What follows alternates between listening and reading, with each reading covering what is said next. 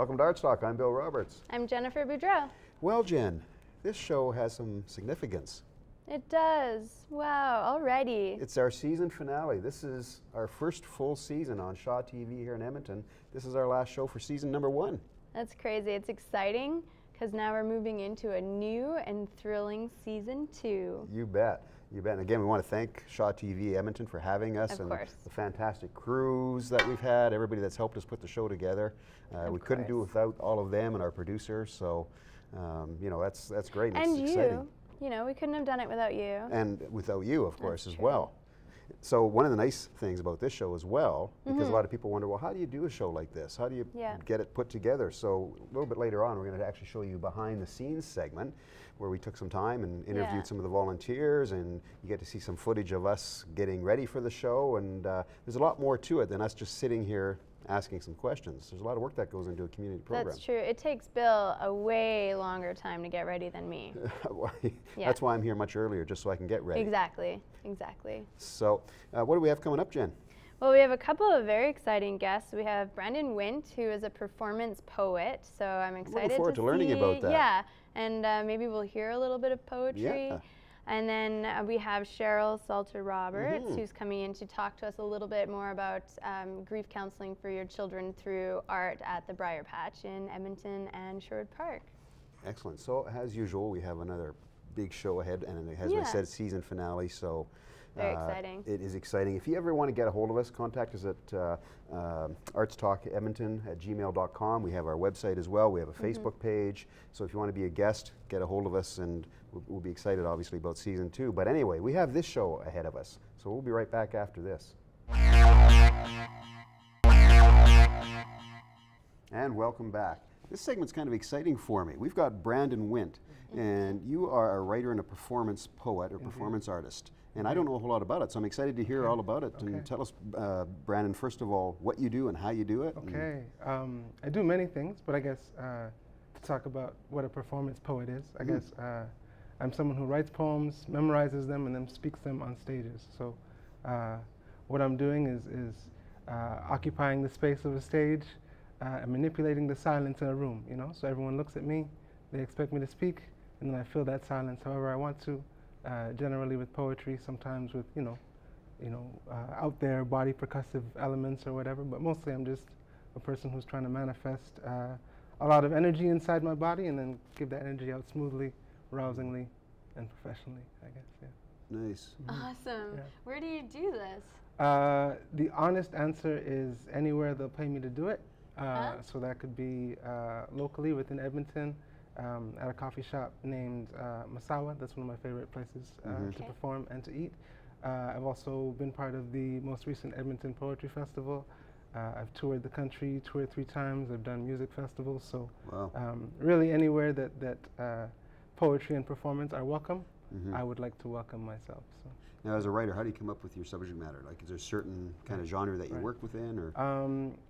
My reputation is as a love poet, and so I'm trying to write authentic love poetry. You know, like love poetry can sometimes be a little bit corny, but I've devoted myself to genuine love, trying to understand how to manifest, create, sustain love in my life, and then put that on paper.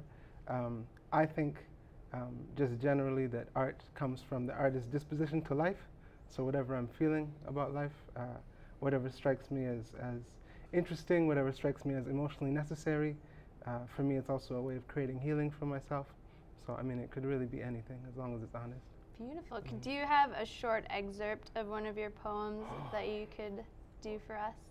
I can do a very, very, very short one. These are called strawberries, so poems that I've written for the sake of being short, sweet, and easily digestible. So this one goes, you were made perfectly. Just because you have things to learn does not mean you are essentially flawed. After all, we do not say that a seed is flawed just because it grows. So that's just a little strawberry of a poem. Beautiful. I love that term, strawberry. That's great. That's really cool. So do you have anything coming up, Brandon? Any shows coming up? Yeah, actually today I'm beginning the promotion of a new series of poetry classes. So I am a performance poet, but most of my livelihood comes from teaching.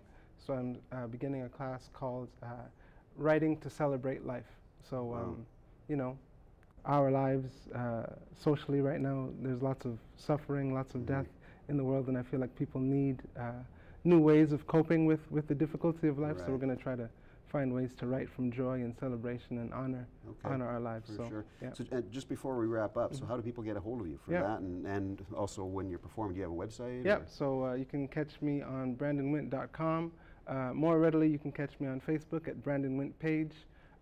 You can go to my Bandcamp page, which is brandonwint.bandcamp.com, and hear my most recent album, which is called The Long Walk Home. So there's lots of ways to get in touch. Excellent. Well, thank you so much, Brandon. This is great. Again, you learned something new on Arts Talk. That's what we have the show. Cool. Awesome. This was too strawberry of a segment.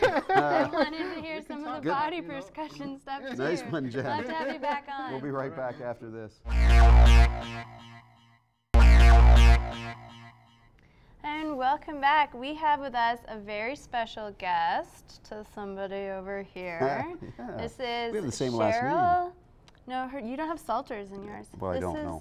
This is Cheryl Salter Roberts, and she is an educator at the Briar Patch Center for Grieving Children. And so it's really a beautiful thing, because from what I gather, you're using art as a means for children to express trauma or emotions that they wouldn't otherwise be able to.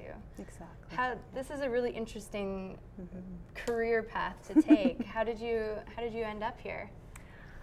It started 20 years ago. Actually, Bill is my life partner, and we lost a child, a baby, at birth. And that created an opportunity to start some programming for our community to help ourselves heal. And 2 years later, we lost a daughter. And so the Briar Patch is actually a combination of our babies' names, and it's a legacy project. I also began working at the Pilgrim's Hospice in the Expressive Arts program. So we've kind of done a little bit of melding of personal programming along with community programming that existed. The Expressive Arts program started in 2000, and it's an opportunity for children, teens, and families to experience their grief journey, but in a really creative, artistic, and musical way to explore it. So you have different sessions for the kids as well, right? Yes. And so they bring them together. So when you're saying art, they're doing different types of drawing, or are they given projects to do, or do they just? So we have a theme each week, and we run from September to June. And each week we talk about a theme that is related to grief, and then all the art projects are based on that. So we use clay, we get very messy with paint, just different really creative mediums to explore, along with music as well, and some play. Right, right. And children don't have the language, and so this gives them the opportunity to show how they're feeling without actually having to use the words. Right. And I know you have, in the past, run some summer day camps and that type of thing as well. So you spend, is that like a week-long event? So our summer day camp program is very unique to Western Canada. It's called Colored Tears Summer Day Camp, and again, it's for children who experienced the loss of someone they love. We meet for 5 days in July in Edmonton, 5 days in August in Sherwood Park. And it's similar to our Expressive Arts program, except that we're there all day, so long projects and really a fun way to develop. And so do you see a big change in the kids? Absolutely. Yeah. They come in without that language. They come in with a lot of confusion. We don't talk about grief until it happens, so a lot of families are lost themselves in how to support their children. So there's a lot of experiences that we get to watch them grow and develop and heal from this experience. We're also giving them resources and skills for future losses as they grow older. How do families find you? They can go to our website and briarpatchgrief.com. That's an opportunity to find us in their own way, but they can also be referred through the school system, health, education, any other organizations that are aware of us, 211, and through the Pilgrim's Hospice, of course, where we are located. Wow. Excellent. Well, thank you so much for your service in this regard. It's not something that, like you had said, people generally think of until it's too late. So it's a beautiful opportunity that you're giving these families and these kids. It's actually an honor to walk with them through this experience and to watch them grow. So. Well, thank you so much for being on our show. And thank you as well, and we have to move on. Thanks so much. We'll be right back after this. Well, it looks like festival season is starting to wrap up, so we have a few events coming up in August and September, but we're coming down to the last of our super fun episodes in Edmonton. So let's take a look at, I've got two really exciting. So the first one is Ruslana. I'm sure you listen to her all the time. She's the best-selling Ukrainian international recording artist, and she is here for one show only on August 30th. So she'll be at the Jubilee Auditorium, so make sure you get in there and see her because she's only here for one show. And then we have Civiato 25 celebrating their 25th anniversary of the Ukraine's Declaration of Independence. So that's on Sunday, August 28th at Sir Winston Churchill Square in Edmonton. So that's also a one-day event, so make sure you get out to see that in the afternoon. Well, I have a couple, and one, of course, is the 2016 Edmonton Short Film Festival Gala. That will be held on Saturday evening. Then October 1st is the Family Fun Film Festival, which will be held on Sunday afternoon, October 2nd. All of this takes place at the Royal Alberta Museum, and of course we've had filmmakers on the show, and so it's a great opportunity for them as well to get their short films out there.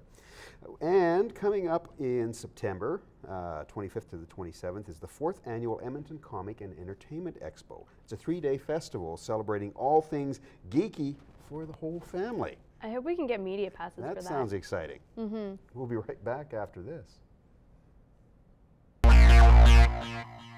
Okay, well, we have a real treat coming up for you. So Bill mentioned earlier about all the volunteers and people that it takes to make our show. And I mean, we get all the credit, but we do hardly any of the work. So we're about to take you behind the scenes. A little bit of a journey. Into Arts Talk. So Bill, how did you start off Arts Talk? Well, it's been actually a long process. We started as an online show, so it was Arts Talk Online that Jen and I did.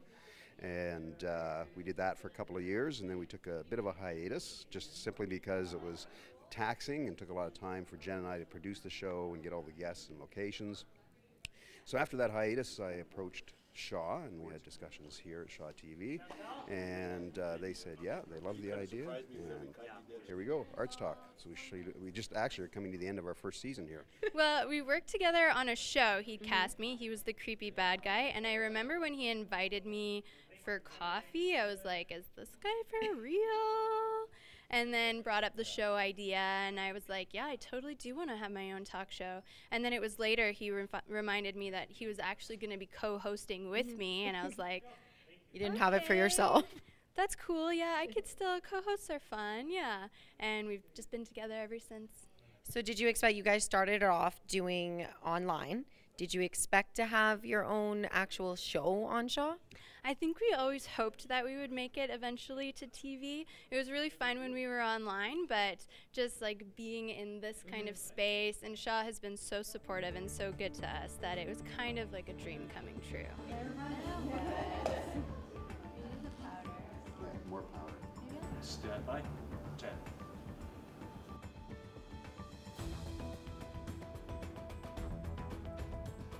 Welcome to Arts Talk. I'm Bill Roberts. I'm Jennifer Boudreau.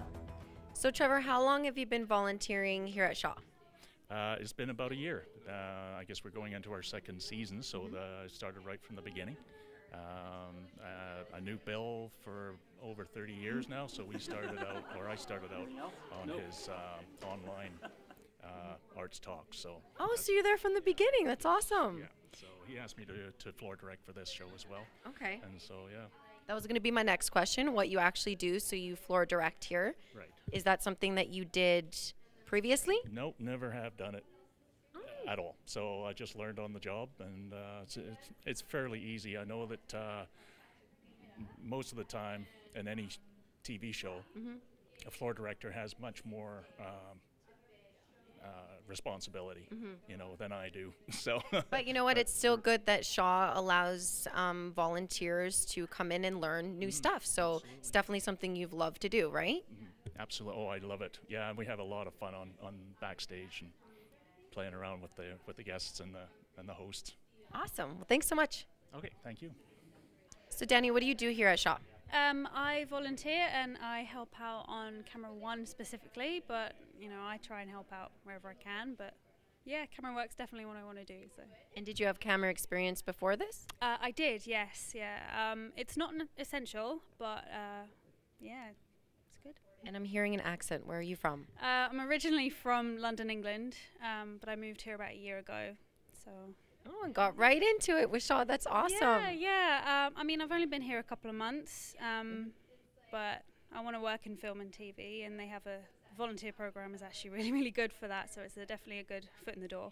Adora, so it's my turn. It is your turn. I have the mic, so now I can ask all the hard, tough questions. First of all, what made you want to join Arts Talk as a street reporter? Well, I went to school in Chicago for broadcasting, so I'm from Edmonton, wanted to come back and just get my feet wet, and Shaw gave me a good opportunity. Awesome. And what do you think? How do you like being part of our show? I like it. How does it feel special?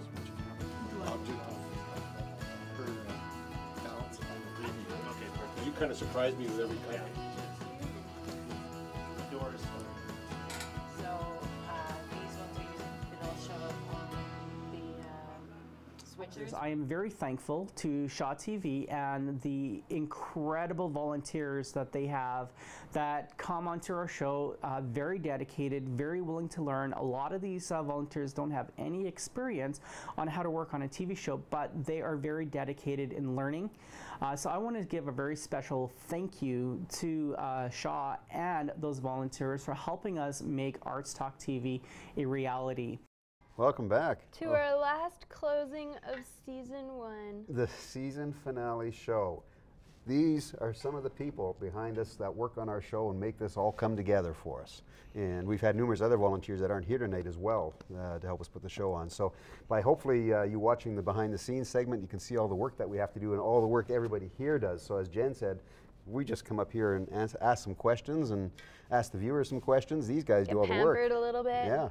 If you want to volunteer here, make sure that you come out to the Shaw facility and sign yourself up. You could be on our show and in next year's group picture. Huh? You could, for sure.